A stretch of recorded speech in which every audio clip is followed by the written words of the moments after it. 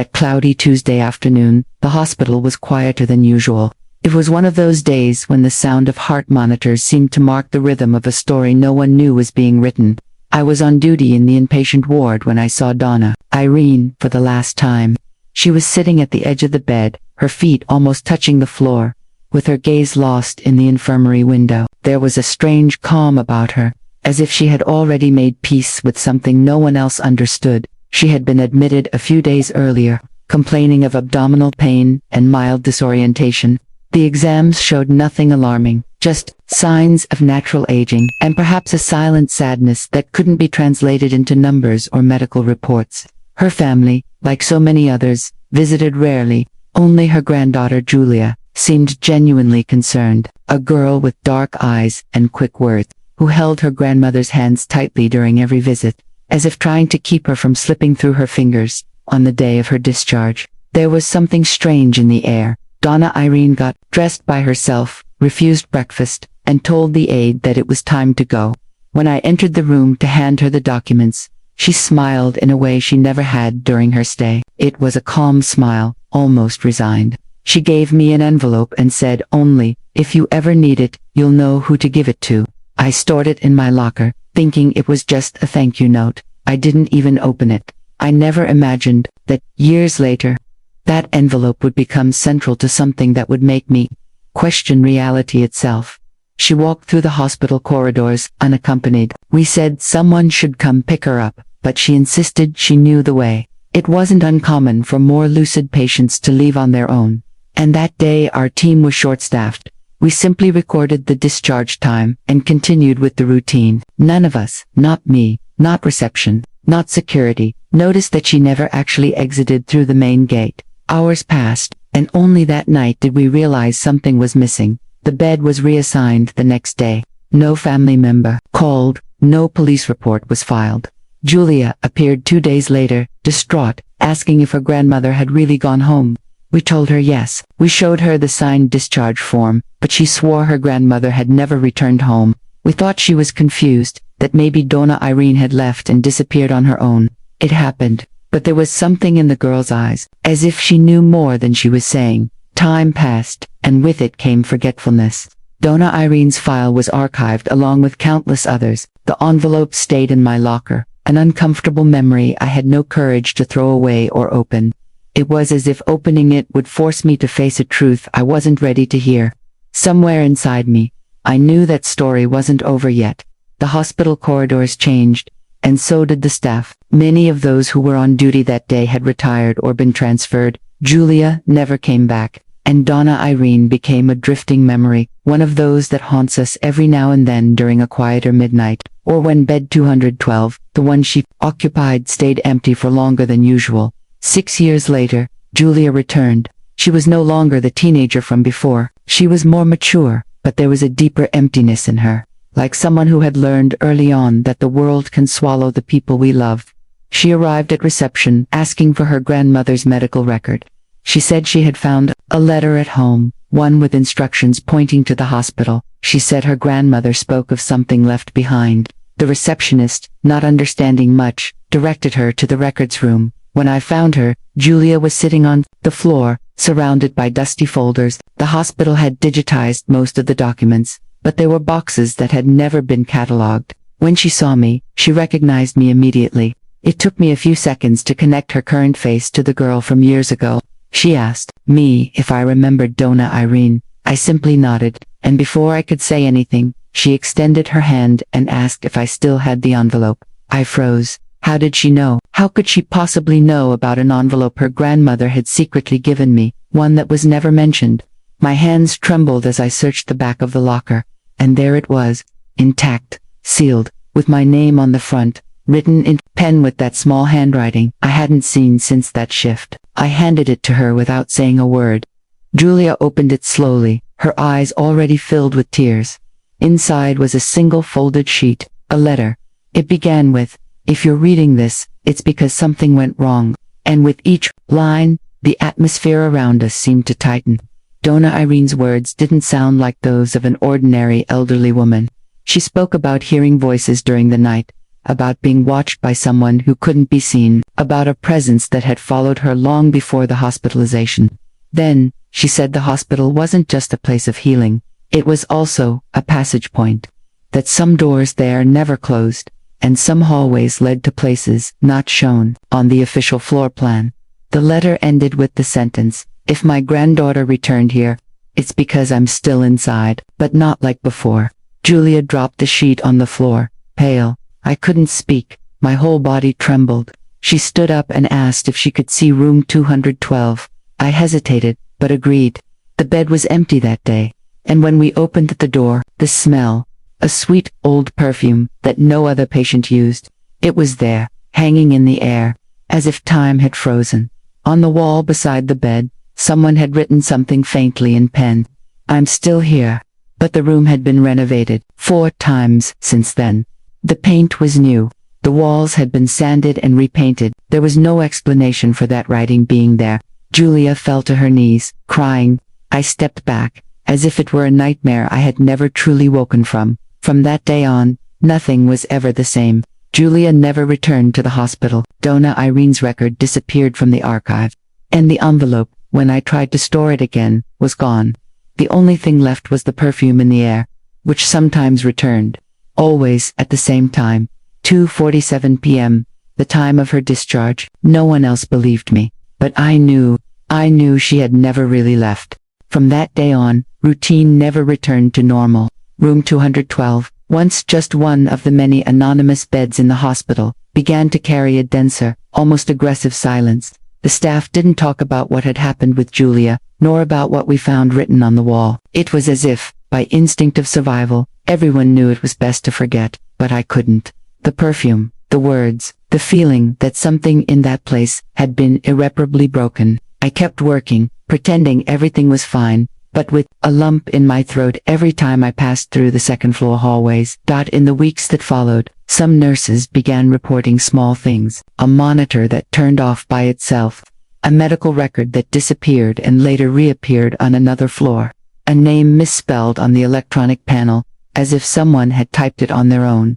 At first, we thought it was a system glitch, but over time, the errors started forming patterns. They always involved the inpatient floor, always happened around 2:47 p.m., and always involved patients who were alone.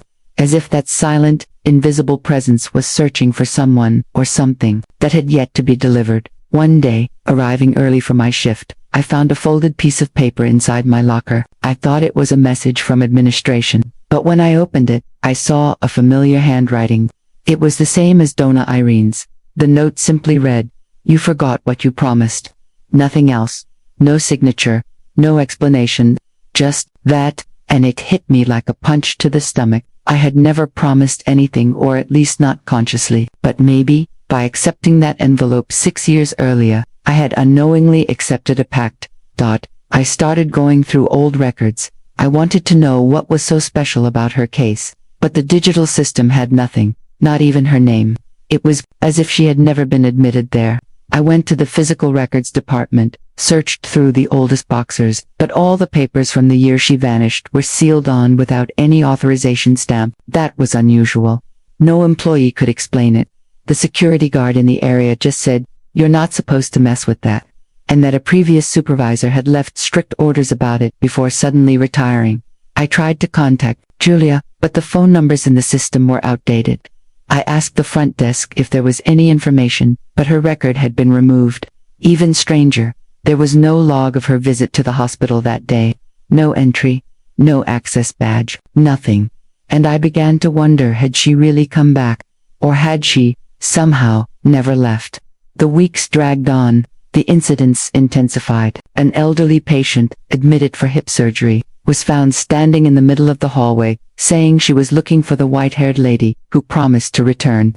A trainee refused to go up to the second floor, saying he heard someone calling him, even though he was alone. And a night shift technician quit after reporting she saw someone sitting in bed 212 at 2:47 p.m., even though it was empty and blocked off for renovation. I tried to rationalize everything. Electrical failures, collective suggestion, exhaustion. But as the days passed, a sense of guilt began to grow inside me like a silent tumor, because deep down, I knew I knew all of it was connected to what we had left behind. I knew that Donna Irene hadn't left not in the way we expected, and that something was keeping her there, something that perhaps had been my responsibility to resolve. I went to the room where the physical records were sealed. I waited until dawn, when the hospital falls into a silence that seems to suspend even time. I broke the seal on the box from the year of Donna Irene's admission, and there, among musty papers and incomplete files, was her dossier. But something was wrong. The medical file was not that of a typical patient. It was a psychiatric observation report, dated 1961. The problem: Donna Irene would have been only 17 at that time, and even so, the photo was exactly the same as on the recent file, an aged face, a vacant look, and the same pearl necklace around her neck. I began reading the content.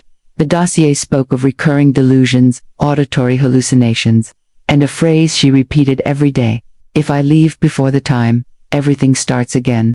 One of the final reports, signed by a doctor, whose signature was illegible, said the patient believed she was living the same period over and over again, as if trapped in a cycle, being forgotten, rediscovered, and admitted again by different people, and it always ended with her disappearing on the day of discharge. Always at 2:47 p.m. I felt a chill run down my spine. The file was stamped due, not resolved. A red stamp, one I had never seen on any other medical record, covered the final page. I closed the dossier, shaking. As I left the room, I heard the door slam shut behind me, but there was no wind, no one was there.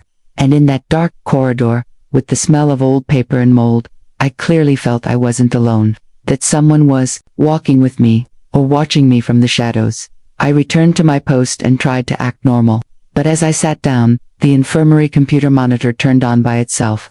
On the screen, there was only a single sentence written in white on a black background: "You didn't keep the promise." The computer froze, shut off, and never turned on again. The technician, the next day, said the motherboard had burned out, but couldn't explain how a message could appear on an offline system. I spent days unable to sleep, and when I did sleep, I dreamed of her, always in the same place. Room 212. She was sitting at the edge of the bed, looking out the window, telling me, without moving her lips, "You weren't supposed to let me leave." I'd wake up sweating, with the sensation that someone was still whispering in my ear. My colleagues began to notice the change in my behavior. Some said I was getting paranoid. Others simply avoided calling me for night shifts. One night, I heard footsteps in the hallway. I was alone in the ward. I went to the end of the corridor and saw a figure from behind, white hair in a bun, slowly walking toward the emergency exit. I called out. She stopped, turned her head slightly, and even without seeing her face, I knew it was her. I ran, but when I turned the corner, no one was there, just the stairwell door open, and the smell of the old perfume lingering in the air. The next day, I asked for leave. They said it was burnout, that I needed rest. I did take the leave, but I kept digging into everything I could about Donna Irene. Forums, public archives, old medical records. I discovered that her full name appeared in documents from other hospitals on dates that made no sense, in cities where she had never lived. And in each of those cases, the outcome was the same: medical discharge, disappearance, and the record vanished within a few years. I returned to the hospital months later, just to visit. I brought flowers, but something inside me knew it was an excuse. I wanted answers. Or perhaps, forgiveness. As I passed through Ward 2, I noticed that Room 2 had been renamed now. It was 214. I asked why. The coordinator said the change was ordered by the board, after patient complaints about noises and bad dreams. I went to the new room. It was empty. I went in, and there it was, the perfume, fainter, but still present. In the room's closet, someone had left a folded sheet of paper. I couldn't resist. I opened it. The handwriting was mine, but I didn't remember writing it. The sentence, simple and direct, said, "If she leaves again, she'll take someone with her." I closed the paper, locked the room, and left. I never returned. But even today, at 2:47 p.m., I feel an unexplainable chill, as if, somewhere, that presence still walks the halls and waits for me. For Julia, for anyone who doesn't understand that the hospital, sometimes heals, sometimes traps, And what if Donna Irene was never just a patient, but the reflection of something much greater, something the hospital itself tried to bury? After I left the hospital, I tried to return to my life. I moved to a new neighborhood, changed my phone number, avoided contact with former colleagues. For a while, it worked. I started teaching at a technical school, giving lectures on ethics and hospital protocols. It was my way of staying grounded, of holding on to normality while the past kept hammering inside me with persistence. But what I didn't know was that certain places never truly let us leave. They mark us, mold us, and sometimes, they call us back when we least expect it. One night, during a class about discharge papers and confidential documents, a student interrupted me to ask about a strange protocol she'd heard from a friend who was interning at another hospital. According to her, there were medical files marked with a specific code, as if they were untouchable. She said the code was, Iniehidoi, my blood ran cold. I asked her to repeat it, and she, not understanding my reaction, said she saw that acronym, written in red on an old chart. No description, no patient name, just the code, handwritten. I went home that night with my stomach in knots. I dreamed of the white hallways, of doors opening on their own, of flickering lights. But this time, I dreamed of Julia too. She was in a dark room, holding something in her lap. I couldn't see what it was. I only heard crying. A muffled, endless lament. I woke up with a dry throat and a single phrase echoing in my mind. You left me here. I couldn't sleep again. In the following days, I tried to find records of hospitals that used this NR 212 code. I found only vague mentions in old archives, mostly from deactivated psychiatric clinics. One of them, in particular, caught my attention. A clinic in the countryside, shut down in the 1980s after a fire with no explanation. Among the scanned documents, there was a list of patients transferred before the tragedy. And at the end of that list, one name, Irene C. Burrows. The most disturbing detail was that, at that time, the patient would have been about 50 years old. That's over 30 years before the admission I witnessed, and the photo attached to the document, the same woman, the same face, the same empty look. It was as if she didn't age, as if she was trapped in a constant cycle, appearing and disappearing, leaving traces wherever she went. And if that were true, then what exactly was she? With trembling hands, I printed everything and took it to an old friend from my residency, Dace, who now worked as an archivist at the Department of Health. He read everything in silence, then looked at me as if torn between laughing and being seriously concerned. You shouldn't be messing with this, he said. There are files here tied to powerful people.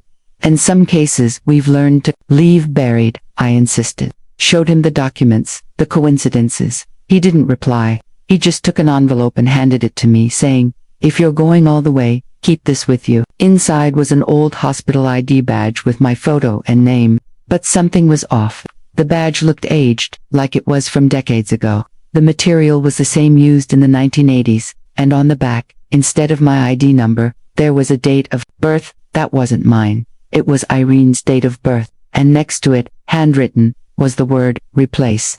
I returned home terrified. I began questioning if I was going insane, if all of this was the result of stress, guilt, trauma. But the badge was real. It was right there. And the next night, I received a call from an unknown number. I answered. No one spoke, but in the background, I heard the characteristic sound of a heart monitor from the ICU, followed by a woman's voice whispering my name. It was Donna Irene's voice. I was sure of it. I couldn't ignore it anymore. I returned to the hospital as a visitor. My footsteps echoed through the same corridors as before. No one recognized me. The receptionist was new. So was the supervisor. When I asked about room 212, they told me that number never existed, that the numbering had always started from 214, but I knew better. I got in the elevator and went straight to the second floor. The corridor looked different. New paint, new beds, but the heaviness in the air was the same. As I approached the former 212, the air grew colder. I felt a chill run down my spine. The door was slightly open. I gently pushed it. Inside, a patient was sleeping, an elderly lady with gray hair, thin, fragile. I turned to leave, but she opened her eyes, looked straight at me, and smiled. The same smile. Without saying a word, she pointed to the chair beside her. There was a folded sheet of paper on it. I picked up the paper. Same handwriting. There's still time, but you need to remember. And below, in larger letters, "You brought me here." I left the room, disoriented. Who was that woman? Was she just delirious? Or was it her again? But how? Why? I went to the General Records office, told them I was with Auditon and needed to check a name. When I requested Irene C. Burrows, the system froze. The attendant tried several times, nothing. Then the computer restarted on its own and a window popped up. Access denied. User replaced. I ran out of the building. But something pulled me back. Something in me couldn't break that bond. It was as if, without realizing it, I had become part of that story. As if the hospital had absorbed me, just like it had absorbed her, and now, it wanted me to take her place. What did that badge mean? Was I just a witness? Or was I being shaped for something greater? The following week, I received an anonymous letter. Inside was a photo. Me, in the hospital, in front of room 212, holding a woman's hand. The photo looked old. The paper, yellowed. But I never took that picture. Never. And the woman in the photo was Donna Irene, on the back, written in blue ink. This was the first time I felt the ground disappear beneath my feet. The first time. How many more times had this happened? How many lives were trapped in this cycle? I began listing names of people who had disappeared in the hospital over the past 20 years. I found more than I expected. Patients, technicians, visitors, all vanished without explanation. All connected in some way to the second floor. All, with records that mysteriously vanished shortly after. I started noticing something strange. In the mirror, reflections that moved when I didn't. Shadows in the corner of my eyes, and at 2:47 p.m. every day, I'd feel a splitting headache, like something inside me was trying to wake up. It was like an internal alarm, a warning that something was about to repeat itself. I started writing everything down, notes, dreams, dates, names, but the notebooks disappeared. The pages returned blank, and my handwriting was changing. It was becoming more and more like hers. One day I went to the house where Donna Irene had lived with her granddaughter. The place was abandoned. Inside, furniture covered, thick dust. But in Julia's room, I found a board with cutouts, dates, photos, and in the center, a photo of me, taken from a distance, with the phrase, "She knows too much." Was Julia watching me? Or was someone using her name to lure me there? I returned to the hospital one last time, entered without a badge, walked through the corridors unseen. I reached room 212. It was empty. I sat on the bed. The scent of that perfume filled the air, and a voice whispered behind me, "Now, it's your turn." When I looked, no one was there. But on the bedsheet, stitched with fine thread, was my name. And today's date. Had I, all this time, not been the nurse in the story? Since that day, something inside me shattered irreversibly. I returned home, but no longer recognized my own footsteps. The furniture seemed slightly out of place. The lights flickered often, as if reacting to my presence. I began to distrust mirrors, clocks, even the sound of my own breathing. I felt like I had been pulled by an invisible thread, and now, even if I tried, I could no longer return. The messages started to appear subtly, first, as small notes left inside my books, then, as notifications on my phone, as if someone had access to it without physically touching it. They were short but sharp phrases. "Do you remember? It's not over yet. Go back to the beginning." I tried to ignore them, delete them, tear them up, but they always came back. Even in dreams. Even in the words of strangers on the street, who sometimes stared at me and seemed to repeat the same phrases without realizing it. I became a prisoner of a time that no longer obeyed the rules of the clock. Days stopped being days. At 2:47 p.m., wherever I was, something always happened. A light bulb would burn out.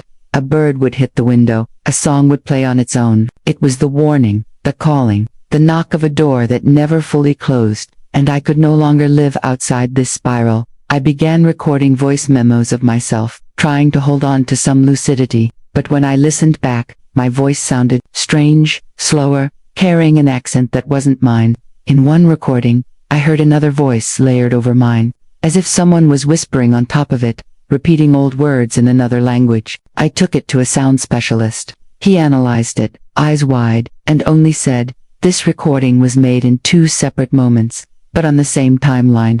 I received a letter with a blank sender. Inside, an old medical report with my photo on the cover, but the patient's name was Irene. The diagnosis, dissociative identity disorder. The attending physician was the same one who signed the 1961 dossier. The paper looked aged, but the photo was current. I tore the report into pieces, threw it in the fire, but the next morning, it was intact on my table, now with one more page. Phase 2 initiated. I went to the nearest psychiatric hospital. Said I needed to talk to someone. The psychiatrist who saw me listened attentively. At the end, in silence, he left the room and came back with a folder. Inside were handwritten notes.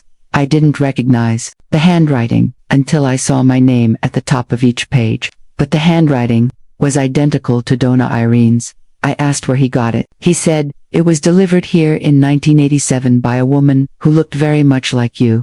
I started searching for Julia again.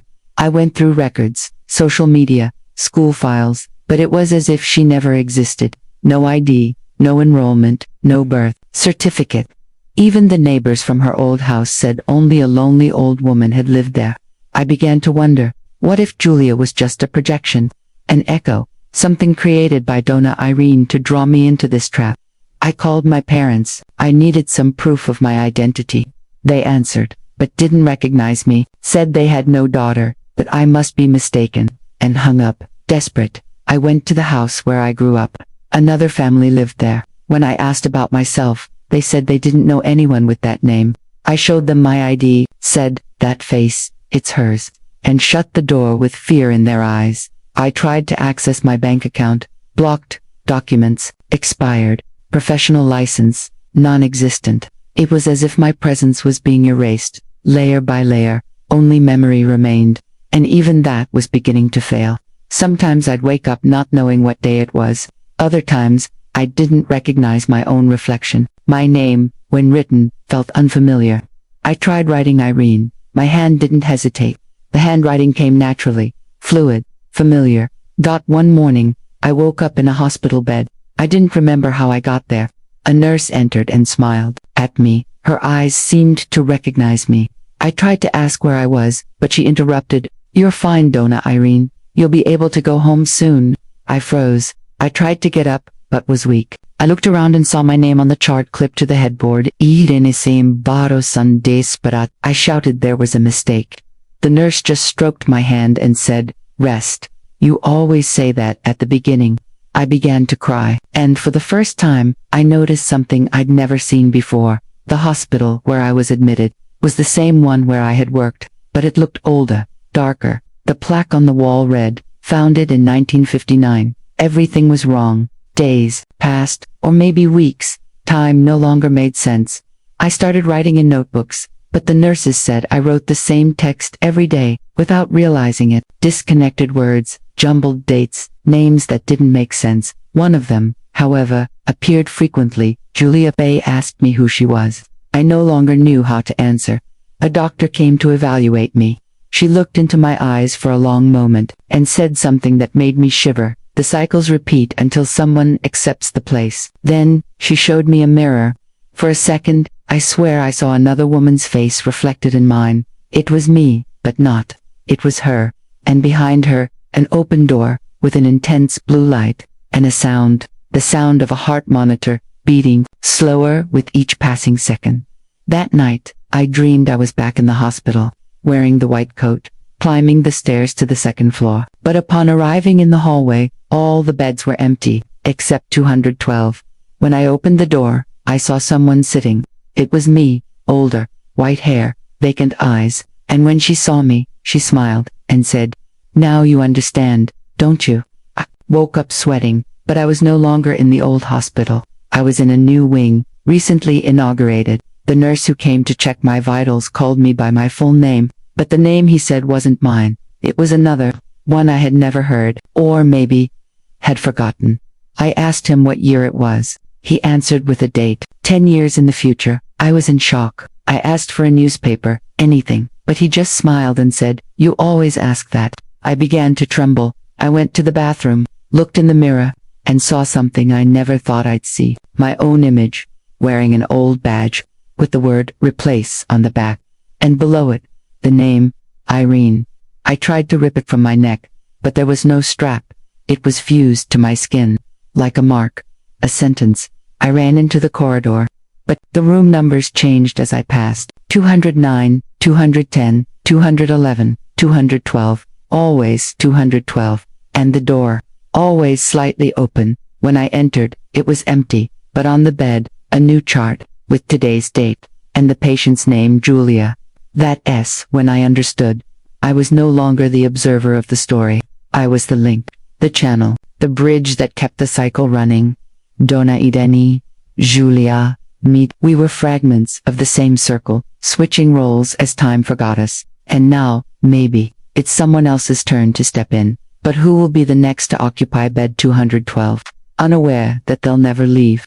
The days that followed were a blur. The hospital walls, which once seemed familiar to me, now seemed to breathe. They pulsed in silence. The doors closed a second before I touched them, as if they could read my intent. The file of the patient, named Julia, was taken by invisible hands and never seen again. I asked the staff if anyone had touched the records. No one knew anything, but they all began to look at me with that kind of pity reserved for those far beyond being understood. I started forgetting dates, people, facts. Sometimes I caught myself talking to patients who didn't exist.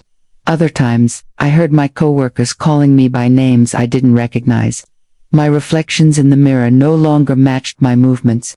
Sometimes they smiled when I didn't, and every time I walked past the corridor on the second floor, I heard whispers coming from inside the rooms, even though all of them were empty.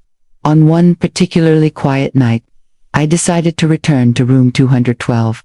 I no longer had to force anything. The door was always ajar, as if waiting for me. When I entered, there was no longer a bed, nor equipment, nor furniture, just a wheelchair facing the wall. And on it, an open file with my name written backward.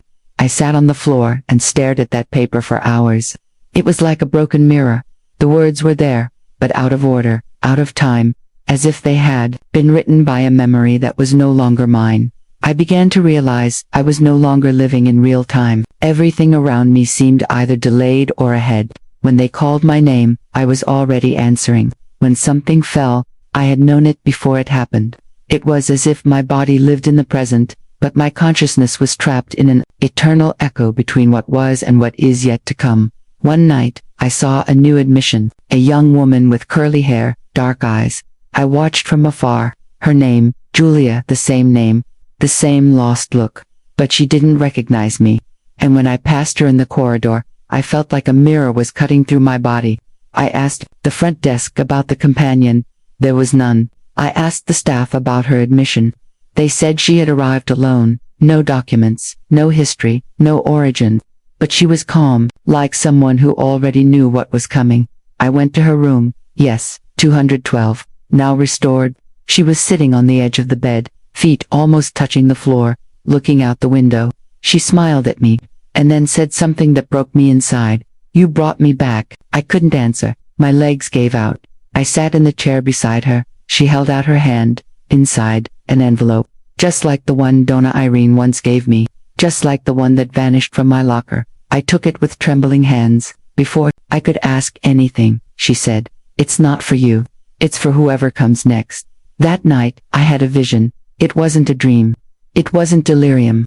It was as if all versions of myself, all the identities I had assumed or had been forced to carry, were surrounding me, each standing by a different hospital bed, each with eyes fixed on me, nurse, patient, granddaughter, witness, and in the center of them all, a clock without hands, and with each pulse, a single word echoed, "Replace." I spent the following days trying to warn the team that there was something in that place, that the hospital was more than bricks and walls, that there was a force that archived people, recycled lives, assigned us roles as if we were pieces of a cycle no one dared to stop. But no one believed me, or pretended not to.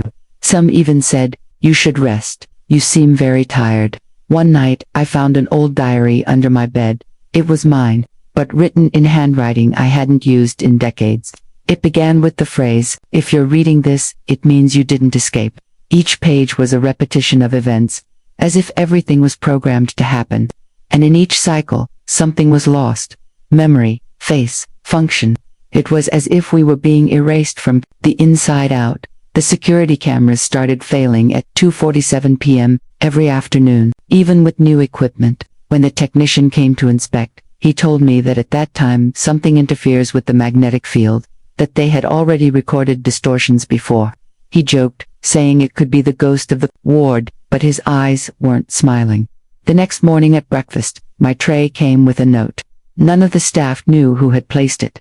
It read, "Ready for the next phase."